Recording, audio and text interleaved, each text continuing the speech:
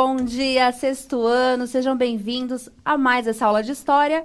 Eu sou a professora Janaína Jardim e hoje vamos falar desse tema que nós gostamos tanto, que é o Egito. Essa é a nossa segunda aula. Sejam bem-vindos, alunos, professores, ao nosso chat.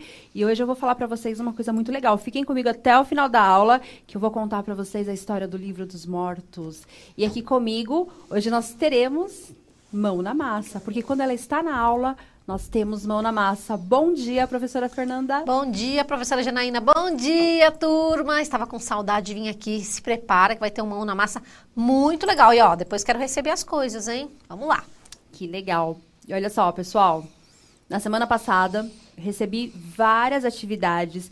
Vários alunos me mandaram os seus deuses zoomórficos do Egito. Foi muito legal. E alguns fizeram lá aquelas escritas codificadas. Atividades incríveis. Então, olha só. Para começar a aula, eu quero que a gente viaje no tempo. Então, assim, ó, estudantes, voltem comigo lá no Egito. Vamos voltar lá no Egito, mas não no tempo das pirâmides. Vamos voltar um pouquinho mais para trás? Vamos voltar no início, na formação dos povos egípcios. Como que se formou essa grande civilização? É sobre isso que nós vamos falar hoje, sobre a formação dos povos egípcios. Já vou adiantar para vocês que eles estão na região do Crescente Fértil. Olha aí, mais uma informação que vocês estão recebendo, hein? Eu não havia falado disso ainda. Crescente Fértil é uma região onde fica Rio Jordão, Rio Nilo, Rio Tigre e Rio Eufrates. Então, é um lugar onde as águas, elas proporcionam o crescimento de muitas civilizações antigas. Um lugar incrível. Mas, para começar a nossa aula, eu vou deixar aqui uma questão no chat. Dá uma olhadinha nessa linda imagem que colocamos para vocês. O que já aprendemos sobre o Egito Antigo? Professores, por gentileza, tragam o nome dos alunos, a escola de vocês, a cidade de vocês.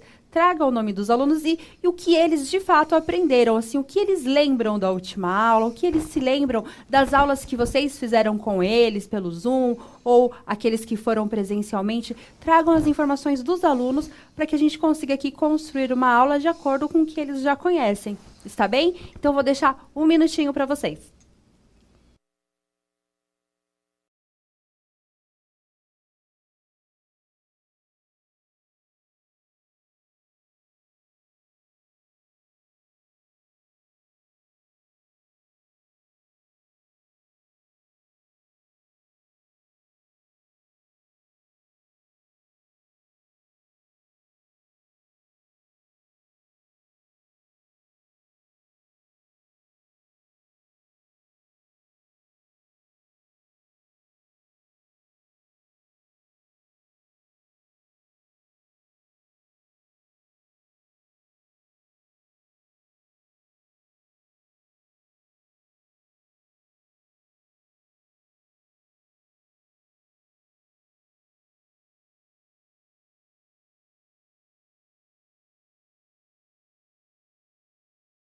Aqui, Pro, a galera participando bastante. A Pro Adriana trouxe a resposta dos alunos do sexto ano B, da PEI Arthur, em Mairiporã.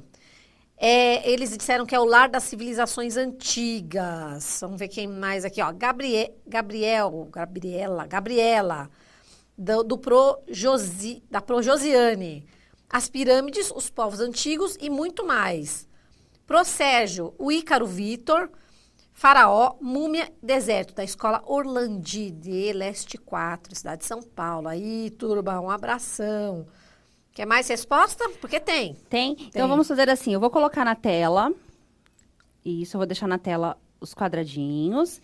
Enquanto a professora Fernanda vai lendo a resposta, eu vou colocando algumas palavras na nossa tempestade de palavras. Então, na tela, por gentileza, enquanto a professora vai falando para mim, Fê, quais são as palavras que mais aparecem no chat em relação ao que eles aprenderam. Tá, então, pro Gustavo, alunos da PEI Antônio Matarazzo, de Americana, dizem que a importância do rio Nilo na formação da sociedade egípcia.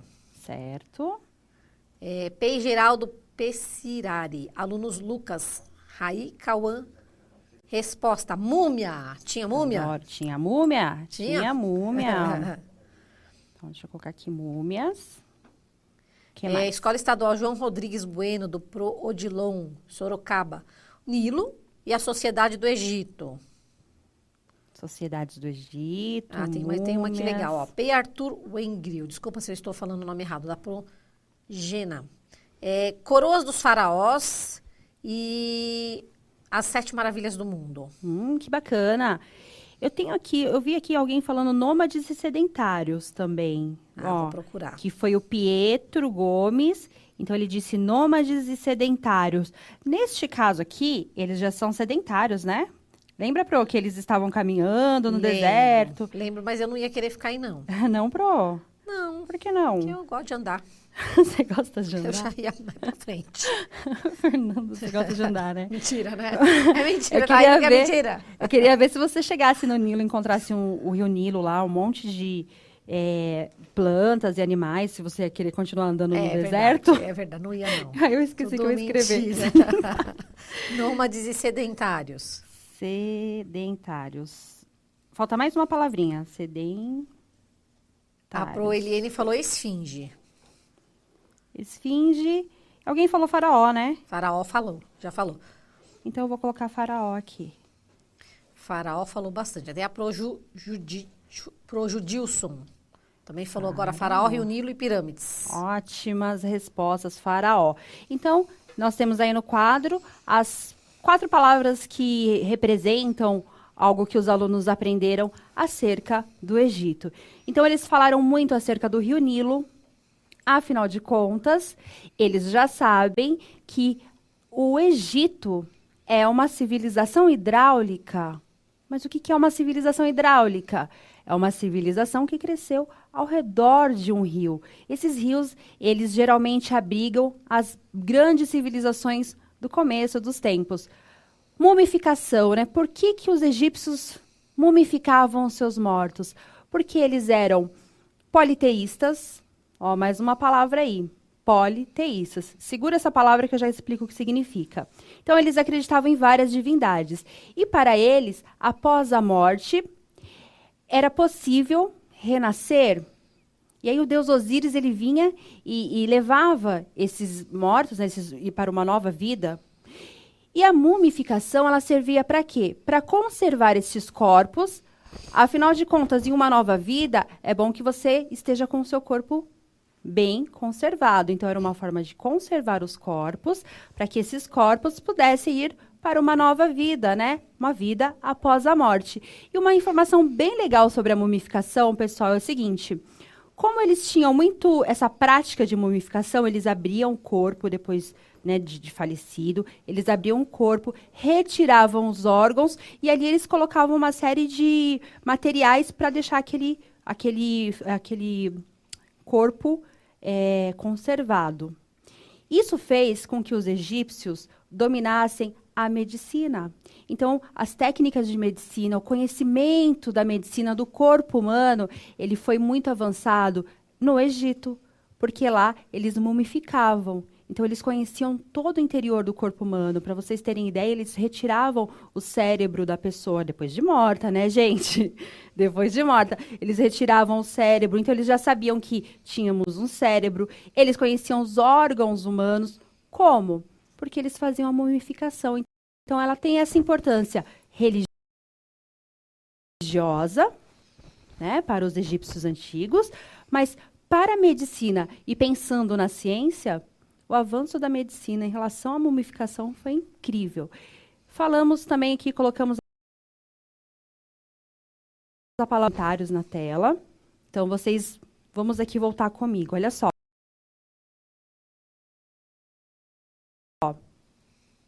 Eu expliquei para vocês, nas aulas anteriores, que os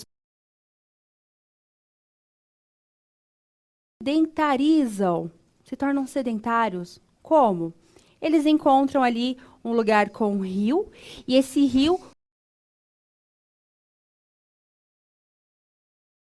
proporciona para eles uma nova vida, uma nova forma de existir. Eu expliquei para vocês, nas aulas anteriores, que os povos estavam caminhando, lembra? Eles estavam caminhando e, de repente, eles se sedentarizam, se tornam sedentários. Como? Eles encontram ali um lugar com um rio, e esse rio proporciona para eles uma nova vida, uma nova forma de existir. E aí, por falar em sedentários, eu trouxe aqui um esquema, vou colocar na tela, que explica bem a formação do Egito, né? Então, ó, começou assim, comunidades que eram nomos. O que são nomos? São agrupamentos de pessoas ao redor do Rio Nilo, mas eles ainda não eram o Egito, né? Eles eram pequenos grupos, cada um com uma cultura, cada um com uma forma de religião, que cultuava seus deuses específicos. Isso aconteceu em 8.500 antes de Cristo. Então, cada um tinha o seu costume. E aí, vamos para o quadradinho do lado. Quais eram as atividades deles? Agrícolas, então eles cuidavam da agricultura e eles tinham técnicas de irrigação.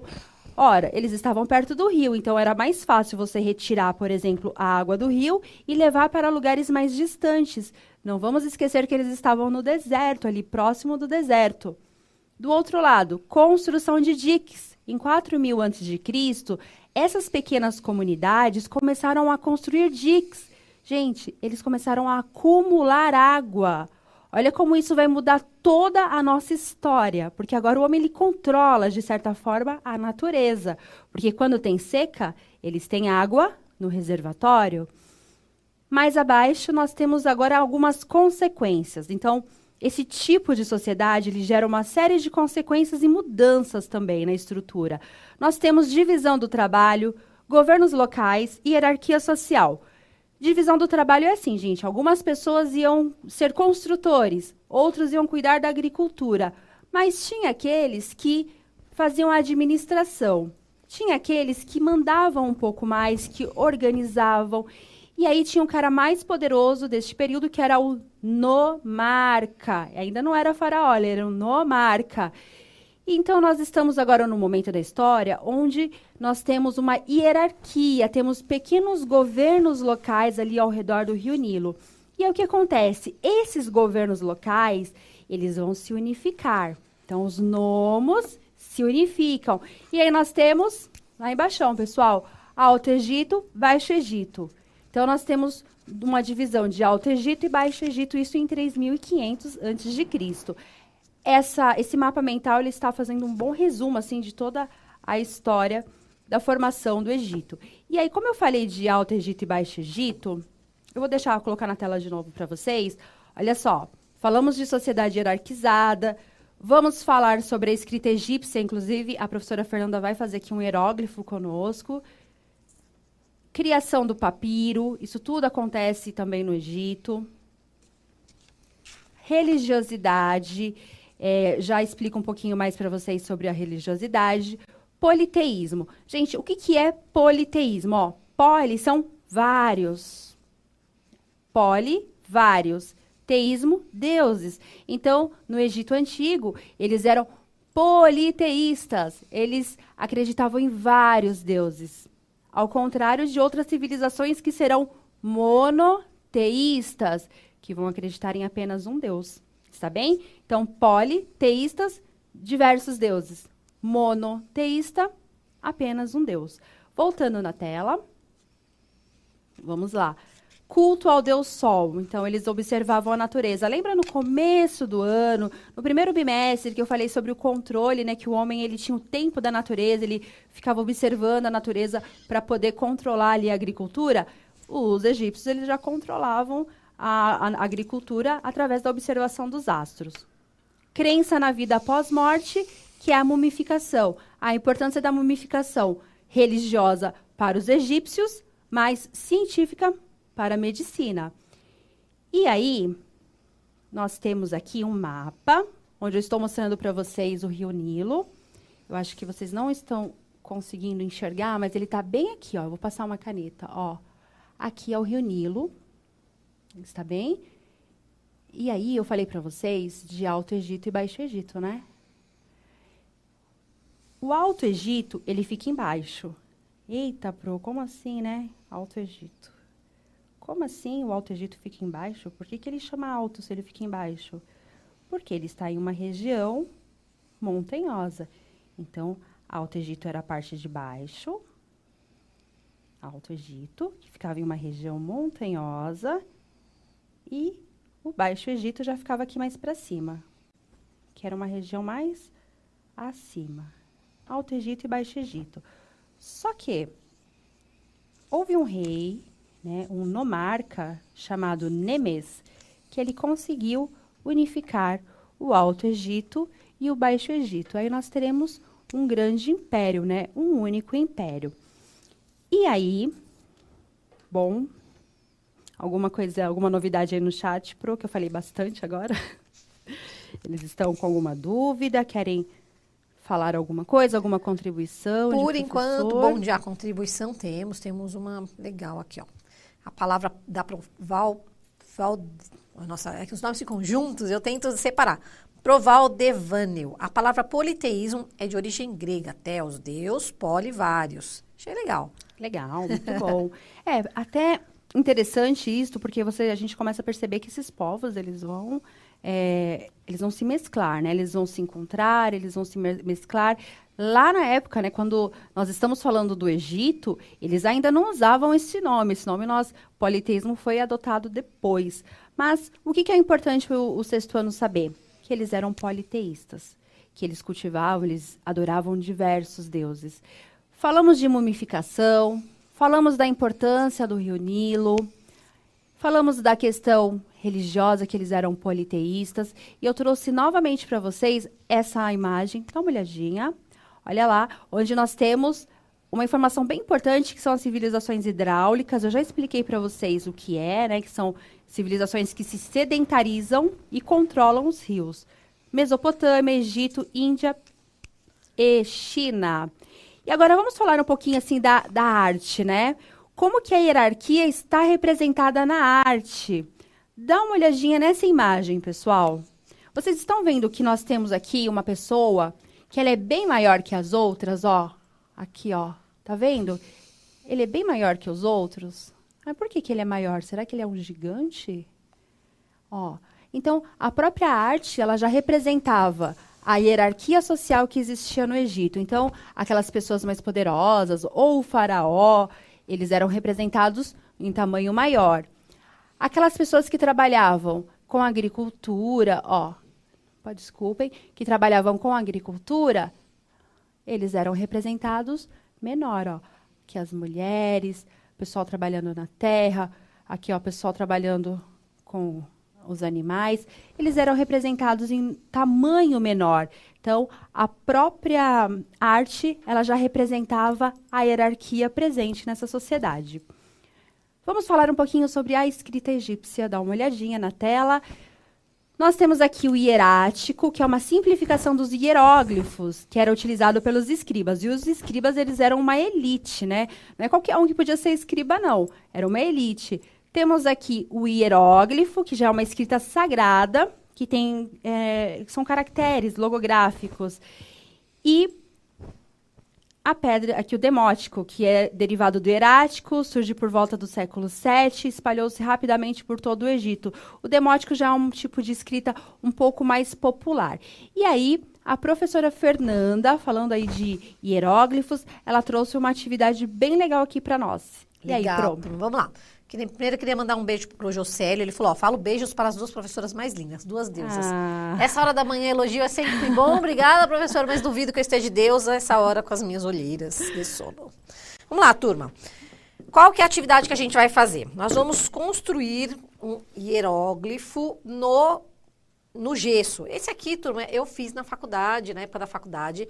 Eu usei até caixa de papelão, tá vendo? Eu fiz na caixa de papelão, quando eu fui tirar, ficou o papelão ainda. Não é um hieróglifo, tá? Esse aqui o professor pediu para fazer algum desenho egípcio, e aí eu fiz esse aqui, certo? Como que a gente faz as plaquinhas de gesso? Gesso, turma, geralmente, na minha época custava R$3 o saquinho. Eu acredito que deve estar entre R$3 e R$5. Dá para fazer um monte de gesso. Esse aqui foi feito na caixinha de sorvete, ó. Como que a gente faz o gesso? Primeiro você põe a água, depois você polvilha o pozinho de gesso, deixa secar. Aqui em São Paulo tá um pouquinho friozinho, então ele demora um pouquinho para secar. Aí pode ser na forminha pode ser na caixa de sapato, como eu mostrei, forminha de sorvete, forminha de margarina, qualquer coisinha de plástico, tá? Que depois você possa jogar fora. Quando ela estiver seca, você vai ficar com essa superfície. Se tiver uma lixinha, lixa, fica bom. Aí, você vai pegar um papel, vai fazer o seu hieróglifo no papel, o seu desenho egípcio no papel primeiro. Vai colocar em cima do gesso e vai carcar o lápis. Quando você carcar o lápis, eu não sei se vai dar pra ver, que eu já tava fazendo um aqui, tá? O gesso ainda tá molhadinho porque tá muito frio em São Paulo, aí demora um pouquinho pra secar. Aqui eu deixei em branco, porque aqui não vai dar pra ver, mas aqui já tá meio carcadinho aí. Passei canetinha. O ideal, assim, mais bonitinho, se você tiver guache em casa, fica mais bonitinho. Mas se não tiver, ó, fiz com canetinha mesmo. Lápis de cor também dá. Depois você pinta do seu jeitinho. Esse aqui é o olho de Horus, né, Pro?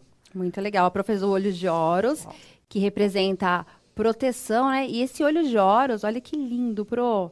Ele também está relacionado aí ao deus Faraó, né?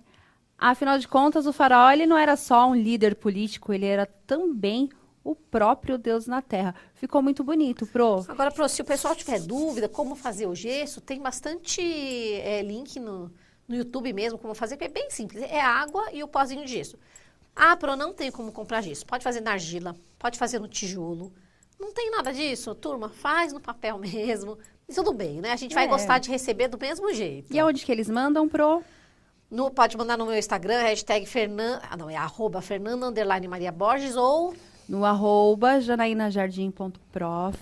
Mandem as atividades de vocês. Então, vocês estão aí desafiados a criar o seu próprio hieróglifo, né? A professora fez o olho de Horus, mas vocês podem pesquisar todos os outros símbolos egípcios para fazer o seu hieróglifo. O Pro perguntou se pode colocar no sabão. No sabão, Pro, eu nunca fiz. No sabão é uma outra técnica que a gente pode usar. No sabão, Pro, nós fizemos a escrita cuneiforme dos sumérios, porque ela é cunhado, né? Aquele que a gente cunha. Lembra que eu até falei assim, eu peguei um palito e cunhei.